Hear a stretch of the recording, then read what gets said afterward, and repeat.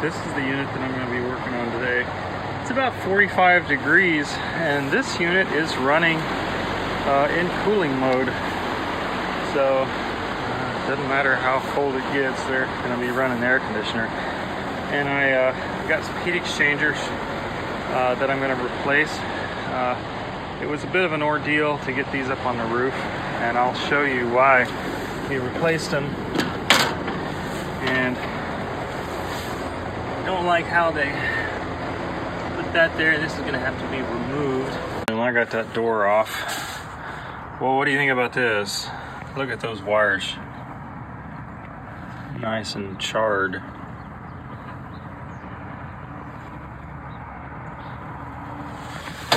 Everything is burned. I don't know how this rollout sensor looks like it. The wires are burned, but why didn't it trip off? Why didn't it trip the sensor? Melted wires here. Melted wires there. All the way back here, this is just charred plastic. Why did that rollout sensor not trip? And what happened to cause this?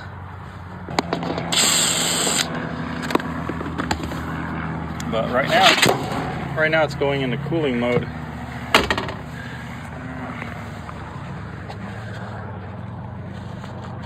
Take a look at that big hole in it. Funny thing is, I'm not the first person to notice this, because take a look at that. Somebody drew in pencil. He wrote a little arrow pointing to that hole. So apparently somebody saw that before. Why didn't they do something? I don't know. The crack is big enough. There's holes in this heat exchanger to the point that the air is blowing back through the heat exchanger, and it's blowing out the, causing that flame roll back. And I'll get these screws picked up, but we're going to be changing this heat exchanger.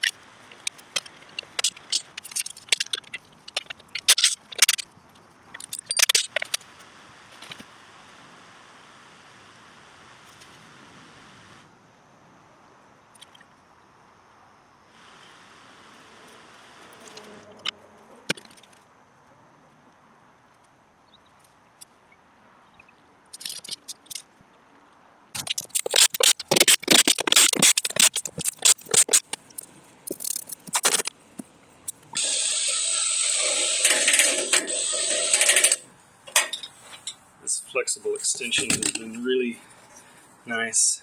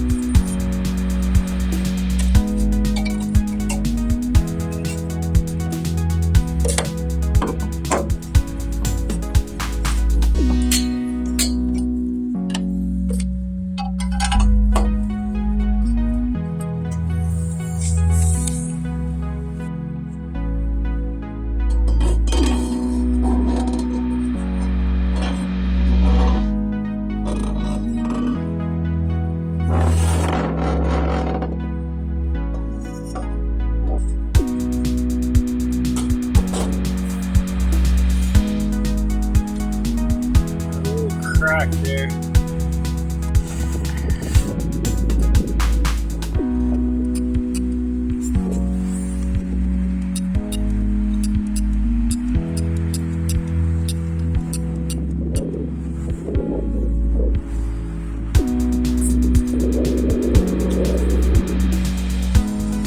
There is a call for heat.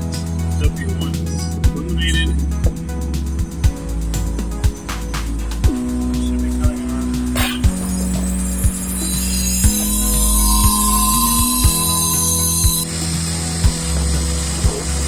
And here's the inducer motor. Now I plug in the pressure switch. See if it restarts. Ah, there it goes.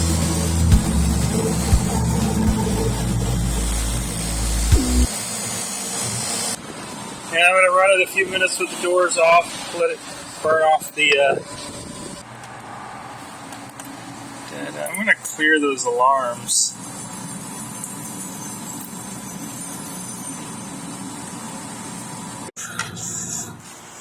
Okay, checking the capacitors on these. I turned off the power with the power off. Disconnecting two of the leads. These are 10 microfarad capacitors. 7.3. The other one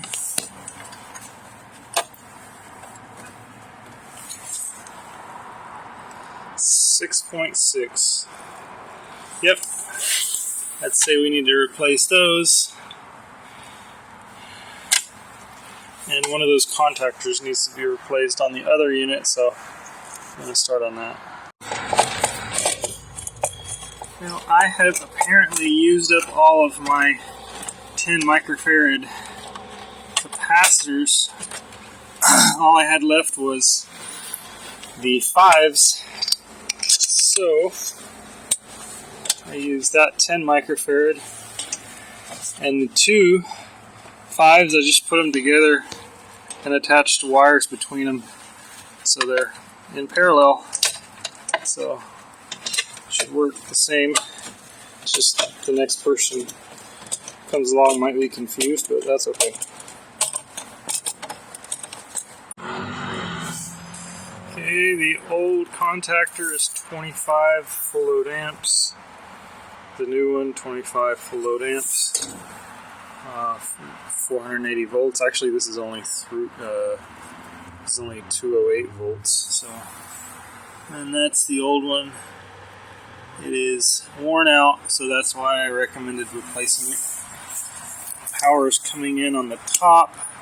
So L for line, T for terminus. These go out to the compressor.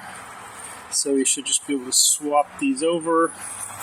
And the 24 volt power is on the bottom, so I'll just switch these over.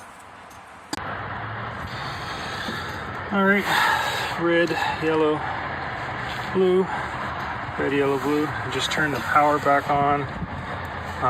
From the diagram, that should be compressor 1. So I'm going to go to service, test, cool 1.